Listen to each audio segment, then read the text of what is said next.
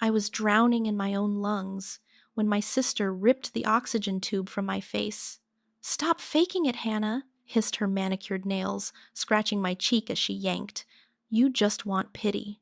The air vanished. My chest collapsed inward like a crushed soda can. I clawed at the empty space where the tube had been, my vision swimming with black spots, my throat making sounds I didn't recognize, desperate animal gasps that echoed off the hospital walls. My parents stood 3 feet away. They said nothing. My mother crossed her arms.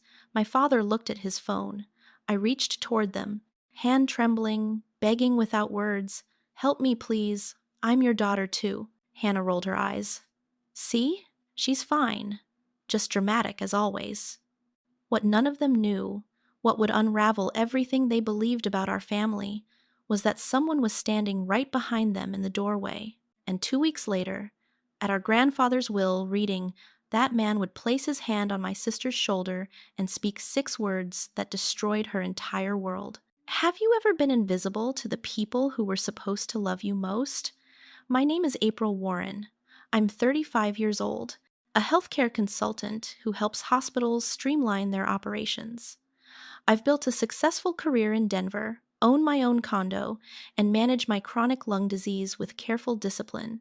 None of my family knows any of this because none of them have ever thought to ask. I grew up as the invisible daughter in a family that only had eyes for my younger sister. From the time I was 8 years old and Hannah was 2, I learned that my role was to be strong, self-sufficient, and undemanding. Hannah was delicate. Hannah needed extra attention. Hannah required protection from a world that might bruise her precious feelings. I was expected to handle whatever life threw at me without complaint, because that's what big sisters do. Grandfather Charles was the only exception. When I was 12, he found me crying behind his tool shed after my parents forgot my birthday for Hannah's dance recital. He knelt down, wiped my tears with his calloused hands, and said something I've carried with me ever since. "April, you are a gem hidden in darkness. One day the light will find you."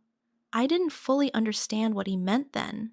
I think I'm only beginning to understand now. When grandfather died 2 weeks ago, I drove 4 hours from Denver to Colorado Springs for his funeral. I stood in the back of the church while Hannah sobbed dramatically in the front pew, surrounded by relatives offering tissues and sympathetic embraces. My mother announced to everyone that Hannah had been such a comfort to Dad in his final days, while I had been too busy with work to visit. The truth was that no one had told me grandfather was declining until 3 days before he passed. By the time I arrived, he was already gone. After the service, Hannah cornered me near the coat closet. Her eyes were dry, despite the performance she'd given minutes earlier. She leaned close, her perfume overwhelming, and whispered with a smile that didn't reach her eyes, "Grandfather left everything to me. April, the house, the investments, everything. You should get used to that." She patted my cheek like I was a child. "Some of us were actually there for him." I wanted to scream. I wanted to tell her that I'd called grandfather every Sunday for 15 years, that we'd talked about books and history and the meaning of life while she was too busy posting photos of herself online. But I said nothing. I never did. That was my role. The stress of the funeral, the grief, the altitude change from Denver, my lungs couldn't handle it. That night I woke at 2 a.m., unable to breathe, my chest tight as if someone had wrapped iron bands around my ribs. I called 911 and was rushed to St. Mary's Hospital, where doctors admitted me to the ICU and connected me to oxygen. When my family arrived the next morning, I expected concern. What I received was irritation. My mother stood at the foot of my bed with her arms crossed. "April, you always make everything complicated. We have the will reading to handle. Your father has to arrange the estate paperwork." Hannah examined her manicure. "She's probably faking it anyway. She always did love attention." I tried to explain that COPD wasn't something you could fake, that my oxygen levels had dropped dangerously low, but my mother just sighed and said they'd be back later after they handled more pressing matters. It was Hannah who stayed behind. She said she'd keep me company, but the moment our parents disappeared down the hallway, her expression changed. She glanced toward the door, confirming we were alone. That's when she ripped the breathing tube from my face, and that's when the door opened behind her. Dr. Marcus Keller stood in the doorway, his face unreadable as he watched my sister step back from my bed. He moved quickly, reattaching my oxygen, checking my vitals, his hands steady and professional. But when he turned to Hannah, his voice was cold as steel. "What did you just do?" Hannah stammered something about the tube being loose, but I saw something flicker in Dr. Keller's eyes, something that told me this wasn't the first time he'd witnessed cruelty in this family. Dr. Keller ordered Hannah to leave immediately. She protested, claimed it was a misunderstanding, said the tube had simply come loose. But Keller's expression remained stone cold, and eventually Hannah grabbed her purse and stormed out, muttering something about ungrateful sisters and wasted time. I lay there trembling, my throat raw, my mind racing with questions I couldn't form into words. Keller checked my vitals twice, adjusted my oxygen flow, and told me to rest. But rest felt impossible when the person who was supposed to be my sister had just tried to suffocate me. The next morning, after the doctors completed their rounds and my family sent word they were too busy with estate matters to visit, Keller returned to my room. He pulled a chair close to my bed and sat down with the weariness of someone carrying a heavy burden. He asked how I was feeling. I told him the truth. Physically, I was recovering. Emotionally, I was shattered. He nodded slowly, as if he understood more than I realized. Then he said something that changed everything. He told me that meeting me here was not a coincidence. He had known my grandfather, Charles Warren, for 5 years. Charles had been his patient, coming in regularly for heart checkups, and eventually for the surgery that was supposed to give him more time. During those years, they had talked about many things: family, regrets, the people Charles loved, and the people who worried him. My name came up often. I stared at him, unable to process what I was hearing. Keller continued. He said that 3 years ago, during one of their appointments, Charles had made an unusual request. He asked Keller to watch over me if I ever ended up at St. Mary's. Charles knew about my lung condition. He knew that Colorado Springs was my hometown, that I might return someday and need medical care here. He wanted someone on my side. Keller remembered exactly what Charles had said. "April is the granddaughter my family forgot. She has no one in her corner. If anything ever happens to her, please be there." Keller had promised, never expecting the day would actually come until last week when he saw my name on the admission list. I couldn't speak. My grandfather had thought of me. He had planned for me. He had asked a stranger to protect me because he knew my own family wouldn't. Keller reached into his coat and pulled out a folder. He said Charles had given this to him 6 months ago, with instructions to pass it to me when the time was right. Inside were newspaper clippings, printed articles, pages from industry publications. All of them were about me. One article described how my consulting work had helped Denver Memorial Hospital avoid a financial collapse 3 years ago. Another featured an interview where I discussed efficiency strategies for struggling medical centers. There were dozens of pieces spanning nearly a decade of my career. In the margins, in handwriting I recognized from birthday cards long ago, my grandfather had written notes. "My granddaughter did this. So proud of her. She built this life completely on her own." The tears came before I could stop them. For 35 years, I believed no one in my family saw me.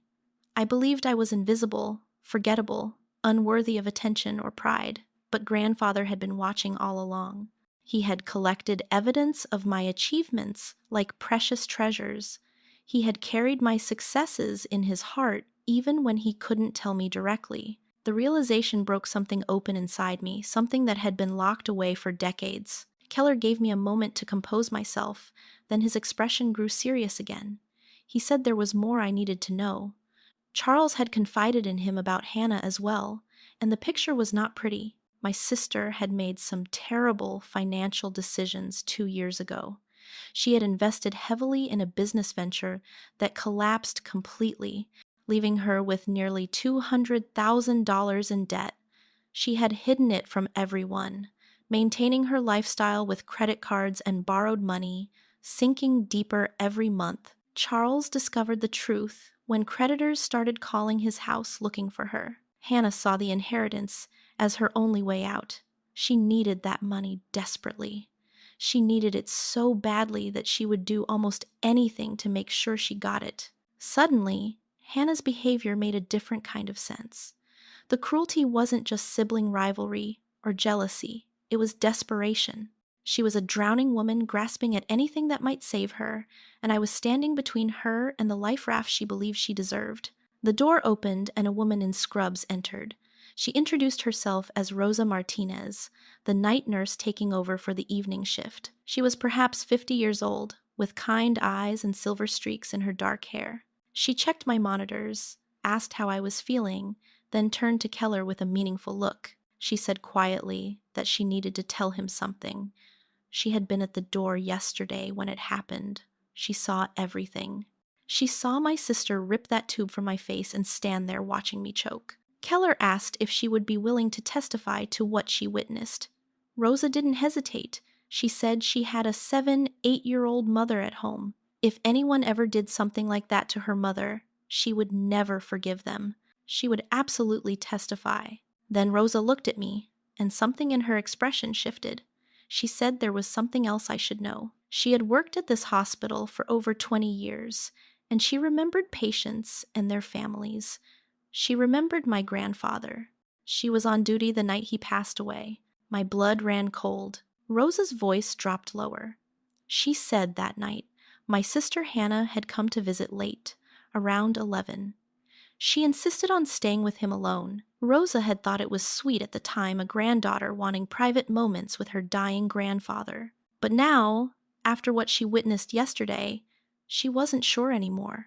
Your sister was there that night, Rosa said slowly, alone with him, and by morning he was gone. Rosa's words hung in the air like a dark cloud. I asked her to tell me everything she remembered about that night.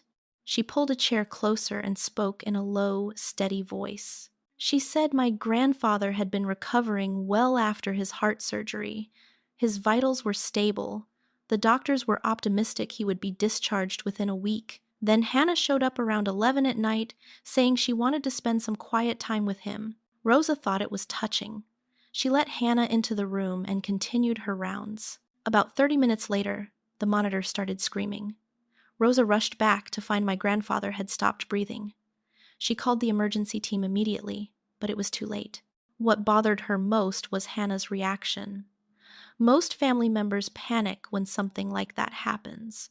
They cry, they scream, they beg for help. Hannah just sat there in the chair by the window, perfectly calm, watching the medical team work on a man who was already gone. And there was something else. When Rosa checked the equipment during the chaos, she noticed the breathing tube had been displaced from its proper position, not completely removed, but shifted just enough to compromise the airflow. She reported it to her supervisor, but there was no investigation. Elderly patients sometimes move in their sleep. Equipment shifts.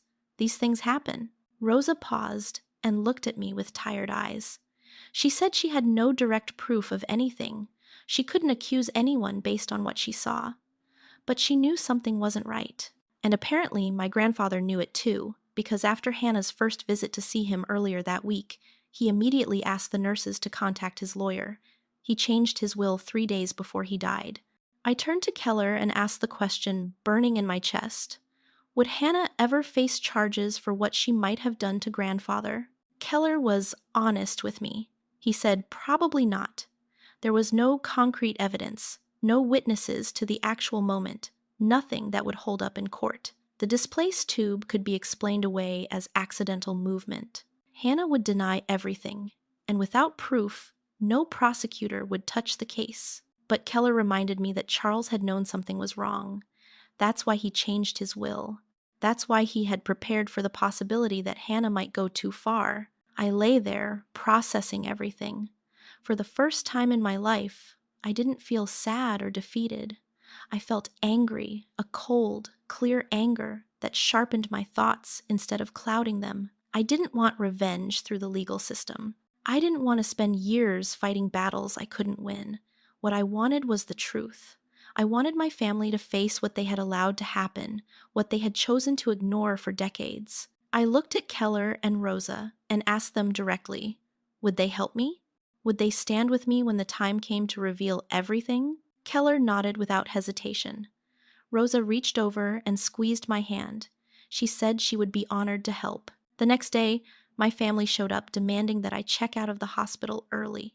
My mother complained about the expense. My father muttered about scheduling conflicts with the lawyer. And Hannah incredibly acted sweeter than she had in years. She sat on the edge of my bed and said she was so worried about me.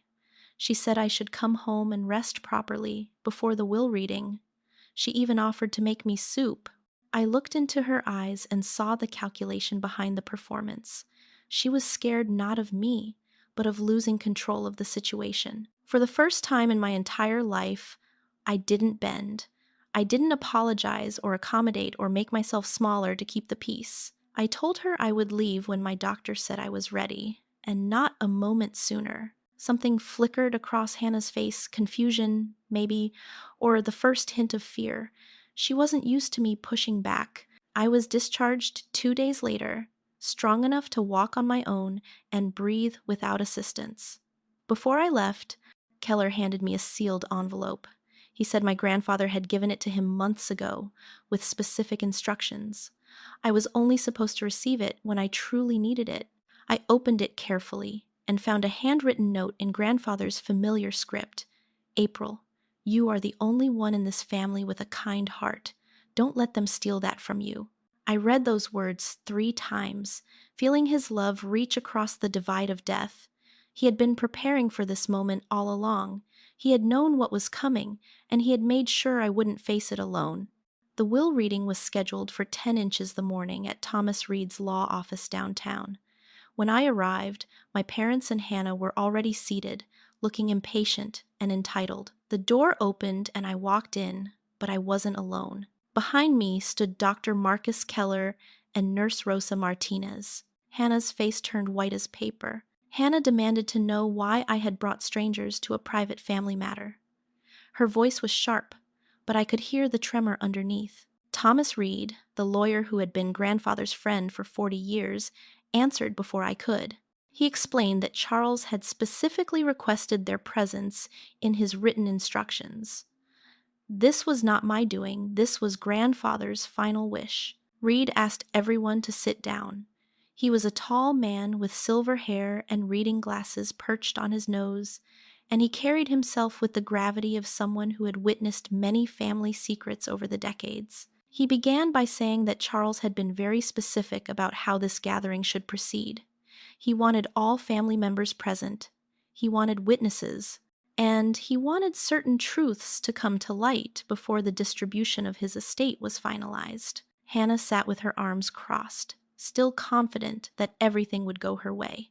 My parents exchanged nervous glances, clearly unsettled by Keller and Rosa's presence. Reed opened the first document and began reading. The main house, valued at approximately $800,000, would be divided equally among 3 parties: Linda Warren, Richard Warren, and April Warren. He paused. Hannah's name was notably absent. Hannah jumped to her feet immediately. She said there had to be a mistake. Grandfather had promised her the house. He had told her she would be taken care of. Reed looked at her calmly over his glasses and asked her to please sit down. There was more to come. Hannah's confidence cracked visibly, but she lowered herself back into her chair with clenched fists. Reed then turned to Keller and invited him to speak. My parents looked confused, but Hannah's face had gone from white to gray. Keller stood and addressed the room in his steady, measured voice. He explained that he had been Charles Warren's physician for 5 years. During that time, Charles had confided in him about his family, his worries, and his hopes. Charles had specifically asked Keller to watch over me if I ever needed medical care at St. Mary's. He had said that I was the granddaughter the family forgot, and he wanted someone in my corner. Then Keller described what he had witnessed 3 days ago. He had walked into my hospital room to find Hannah standing over my bed. She had just ripped the breathing tube from my face. I was choking, gasping, unable to breathe, and Hannah simply stood there watching. He intervened immediately and saved my life. He looked directly at Hannah as he spoke, and she could not meet his eyes. Rosa stood next. Her voice was quieter, but equally steady. She confirmed that she had been at the doorway and witnessed the entire incident. She saw Hannah remove my breathing tube. She saw Hannah make no attempt to call for help. And then Rosa added something that made my mother gasp. She said she had also been on duty the night Charles died. She described how Hannah had arrived late, insisted on being alone with grandfather, and closed the door. 30 minutes later, the monitors alarmed. When Rosa rushed in, she found the breathing tube displaced, and Hannah sitting calmly by the window, showing no distress at all. Hannah screamed that they were lying. She said this was a conspiracy against her, that I had paid these people to destroy her reputation. Reed raised his hand for silence. He produced a folder containing hallway camera footage from the hospital and nursing notes documenting the displaced equipment. The evidence was clear. Keller stood again and walked slowly toward Hannah. The room fell completely silent. He placed his hand on the table directly in front of her and leaned close. Then he spoke 6 words that seemed to stop time itself. "I saw what you did, Hannah." She froze like a deer caught in headlights. Keller continued without breaking eye contact. He said it wasn't just what she did to me, it was what she did to grandfather, too. Reed opened a second envelope and explained that Charles had written a letter specifically for Hannah to be read only at this gathering. He began reading aloud. "Hannah, I loved you the wrong way. I loved you with silence and false hope. I thought if I gave you enough, you would learn to love others, but I was wrong. I don't know exactly what you did, but I know what you didn't do. You didn't love your sister. You didn't respect me. You only ever saw what you could take. If you're reading this letter, it means you still haven't changed. I hope someday you'll understand that love cannot be bought and forgiveness cannot be demanded." Hannah broke down, but not in remorse. She screamed that this wasn't fair, that she deserved that money, that grandfather had no right to judge her. My mother tried to defend her, saying Hannah was just impulsive, that she didn't mean any harm. Keller cut her off. He asked my parents directly if they had known Hannah had problems for years. The silence that followed was answer enough. My father finally spoke, his voice broken. He said they thought if they loved Hannah enough, she would eventually change. I found my voice at last. I asked them, "What about me? Didn't I deserve to be loved too?" Neither of them could answer. Reed cleared his throat and opened the final envelope. He announced that there was one more section in the will. Charles had reserved this portion specifically for me. He read the details aloud. The entire room went silent. Reed read the details of grandfather's final gift to me, and with each word I felt something shift inside my chest. Charles had left me the mountain retreat house in Estes Park, a beautiful property valued at $400,000. He had written in his instructions that this was the place where I could finally breathe freely, away from the family that had suffocated me for so long. He had also established a healthcare trust fund of $150,000, specifically designated for my ongoing medical treatment, ensuring I would never have to worry about affording the care my lungs required. And finally, he had bequeathed me his entire rare book collection, the same worn volumes we had read together when I was a child, spending summer afternoons in his study, escaping into worlds where daughters were treasured and families actually loved each other. The room remained frozen in stunned silence. Hannah looked like she might collapse. Her face had gone from white to gray to something almost green, and her hands gripped the armrests of her chair so tightly her knuckles protruded like small stones beneath her skin. My parents stared at the floor, unable to meet anyone's eyes, suddenly fascinated by the pattern of the carpet beneath their feet. Nobody spoke. Nobody moved. The only sound was the gentle ticking of the antique clock on Reed's bookshelf, counting the seconds of their collective shame. Reed reached into his folder once more and produced one final envelope, this one addressed to me personally in grandfather's handwriting. He handed it across the polished mahogany table, and I accepted it with trembling fingers. The paper felt fragile and precious, like holding a piece of grandfather himself. I opened it carefully, not wanting to tear anything, and unfolded the letter inside. His familiar handwriting filled the page, slightly shaky from his age, but still unmistakably his. "My dearest April," he had written, "you are the gem hidden in darkness that I spoke of so many years ago, when you were just a sad little girl crying behind my tool shed. I have watched you grow into an extraordinary woman despite everything working against you, and my heart has swelled with pride at every achievement you earned through your own determination. I am sorry I didn't protect you sooner. I am sorry I didn't stand up to your parents and demand they treat you fairly. I was old and afraid to confront my own children about how they had failed you. I told myself that keeping the peace was more important than speaking the truth. I convinced myself that things would get better on their own, that your mother and father would eventually see what I saw in you. I was wrong, and I will carry that regret with me into whatever comes next. But through this will, I want you to finally know what I should have said out loud every single day of your life. I always saw you, April. I was always proud of you. You built a beautiful life despite every obstacle, and you did it with grace and dignity that your sister will never understand. Live for yourself now, not for anyone's approval, not for anyone's permission, not for the hope that someday your family will finally love you the way you deserve. The light has finally found you, my precious girl. Step into it and never look back. With all my love forever and always, your grandfather who adores you." I couldn't stop the tears. They fell onto the paper, blurring some of the words, and I didn't care. For 35 years, I had believed I was invisible and worthless to my family. For 35 years, I had worked harder, achieved more, and asked for less, hoping that someday someone would notice. Now I held proof in my hands that the person who mattered most had seen me all along. He had loved me. He had been proud of me. He had collected articles about my career and written notes of admiration in the margins. And he had found a way to tell me everything I needed to hear, even after death had stolen his voice. Reed allowed me a moment to compose myself before clearing his throat and addressing the room again. His tone became more formal, almost clinical. He explained that given the testimony provided by Dr. Keller and Nurse Martinez, I had substantial legal grounds to pursue a civil lawsuit against Hannah for assault causing bodily harm. The evidence was clear and well documented. I could also file a report with the police that might lead to criminal charges being investigated. The hospital had preserved the hallway camera footage. The nursing notes were official medical records.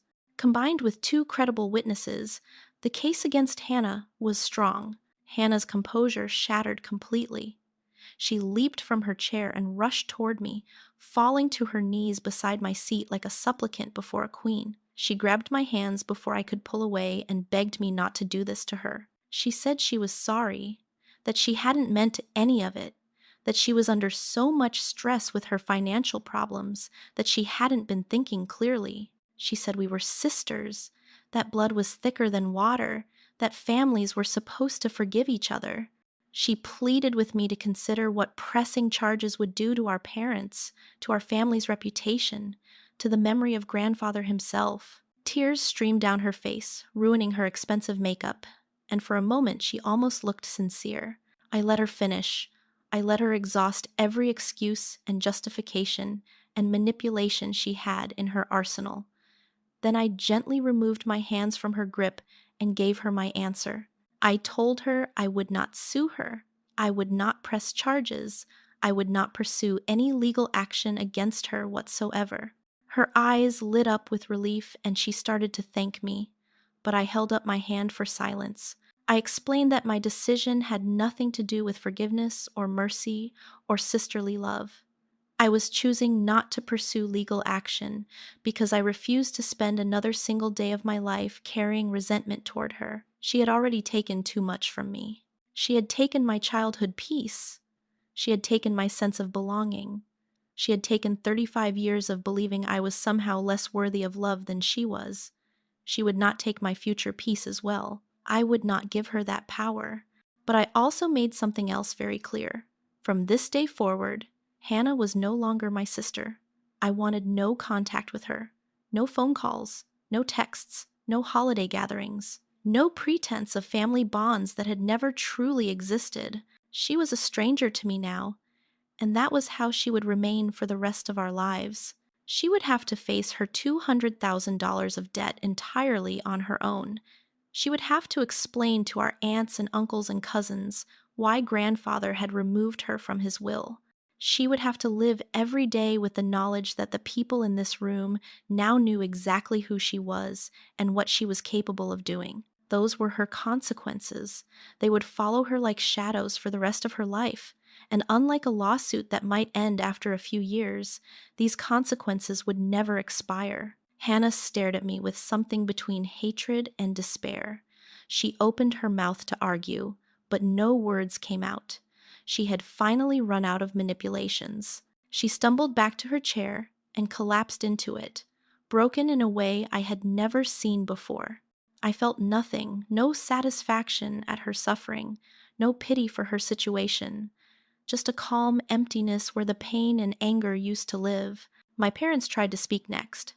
My mother leaned forward with wet eyes and said she hadn't known things were this bad between Hannah and me. She said she was sorry, that she never meant for any of this to happen, that she loved both her daughters equally and had always tried her best. I looked at her for a long moment before responding. I told her she had known. She had always known. Every time Hannah mocked me and she said nothing. Every time my accomplishments were ignored while Hannah's smallest efforts were celebrated. Every time I asked for help and was told to handle it myself because I was the strong one she knew, she simply chose not to see, because seeing would have required her to act. And acting would have meant confronting Hannah. And confronting Hannah was something she had never been willing to do. My mother had no response. She just sat there with tears running down her cheeks, finally facing the truth she had spent decades avoiding. My father cleared his throat and asked if I could ever forgive them. His voice cracked on the question. I considered it carefully before answering.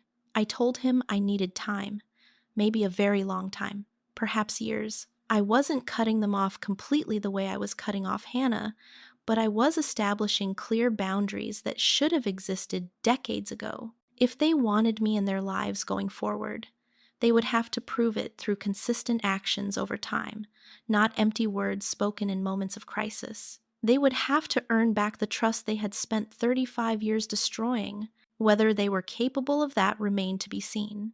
3 months later, I moved into grandfather's mountain retreat. The house sat on a forested hillside overlooking the Rocky Mountains, surrounded by towering pine trees and clean, crisp air that my damaged lungs welcomed like a healing gift. Every morning I woke to the sound of birds and wind through the branches instead of traffic and sirens.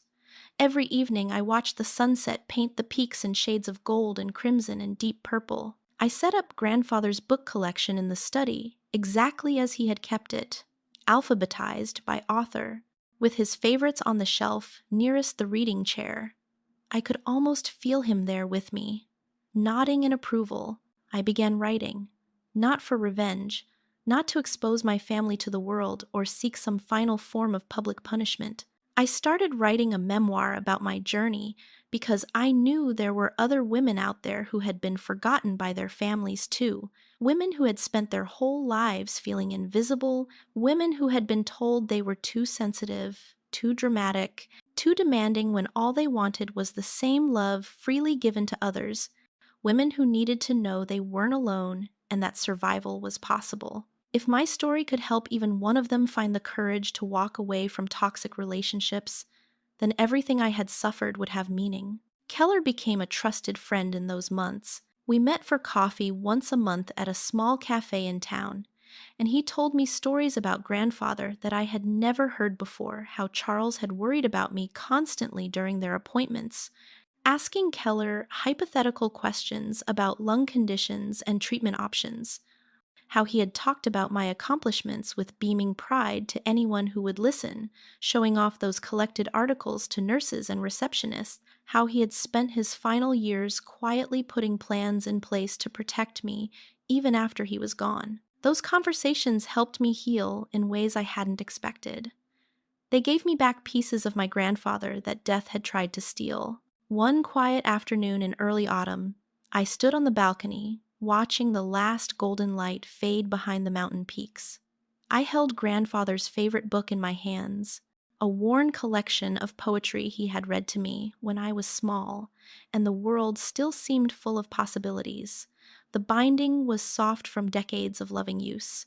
I opened it carefully to the first page and found an inscription I had somehow never noticed before, written in his handwriting from 20 years ago when I was just 15 years old, for April, my strong little girl. Someday you will understand your own worth. I smiled. For the first time in my 35 years of life, I think I finally did. My phone rang, breaking the peaceful silence. I glanced at the screen Rosa's number. I answered, and her warm voice came through with barely contained excitement. She said she had just spoken with a journalist from a major women's magazine who had somehow heard about what happened at St. Mary's Hospital. The journalist didn't want gossip or scandal. She wanted to write about my story as a message of hope, a beacon for other women who had been made invisible by the families that should have protected them. Rosa asked if I was interested in talking to her. I looked out the window at the mountains my grandfather had loved, the mountains he had given to me so I could finally breathe freely without the weight of my family's indifference crushing my chest. "Give her my number," I said. The light had found me at last, and I was ready to share it with the world. And so April's story comes to an end, but in many ways it is only the beginning. She spent 35 years believing she was invisible, believing she was somehow less worthy of love than her sister, believing that no matter how hard she worked or how much she achieved, she would never be enough for the people who were supposed to love her unconditionally. It took losing her grandfather to discover that she had never been invisible at all. The one person who truly mattered had seen her the entire time. He had watched her grow into an extraordinary woman. He had collected evidence of her accomplishments like precious treasures. And when he knew his time was running out, he made sure to leave her not just an inheritance of money and property, but something far more valuable, the knowledge that she had always been worthy of love. April chose grace over revenge. She could have destroyed Hannah in court. She could have pressed criminal charges and watched her sister face the full consequences of her cruelty. But April understood something that Hannah never will. Revenge is a chain that binds you to the person who hurt you. Forgiveness, even when it is undeserved, is the key that sets you free. April did not forgive Hannah because Hannah earned it. She released that burden because she refused to carry it any longer. And in doing so, she finally stepped into the light her grandfather had always promised would find her. This story is for every woman who has ever felt invisible in her own family. For every daughter who worked twice as hard and received half the recognition. For every sister who was expected to be strong while someone else was allowed to be fragile. For every woman who looked around the dinner table and wondered why her accomplishments were never celebrated the way others were. You are not alone. Your feelings are valid. And your worth is not determined by whether your family chooses to see it. I want to hear from you now. Have you ever felt like the invisible one in your family? Have you ever loved someone who seemed incapable of loving you back the same way? Have you ever had to walk away from people who should have protected you in order to finally protect yourself? Please share your story in the comments below. Your experiences matter, and there are thousands of other women watching this video who need to know they are not the only ones who have felt this way. Sometimes the most powerful thing we can do is simply say, "Me too," and let someone else know they are not alone in their pain. If April's journey touched your heart today, I hope you will consider subscribing to this channel. We tell stories like this every week, stories about women who overcome impossible circumstances, women who find their strength after years of being told they were weak, women who finally learn to love themselves after a lifetime of being unloved by others. When you subscribe and turn on notifications, you become part of a community of women supporting women, lifting each other up and reminding each other that our worth is not defined by those who fail to see it. Please take a moment to hit the like button if this story moved you. That simple action helps more women find these stories when they need them most. And share this video with someone you love, someone who might need to hear that they too are a gem hidden in darkness, waiting for the light to find them. Thank you for spending this time with me today. Thank you for opening your heart to April's story. And thank you for being part of this beautiful community. Until next time, remember, you are seen, you are valued, and you are worthy of love. The light is coming for you too. You just have to be brave enough to step into it when it arrives. I will see you in the next story.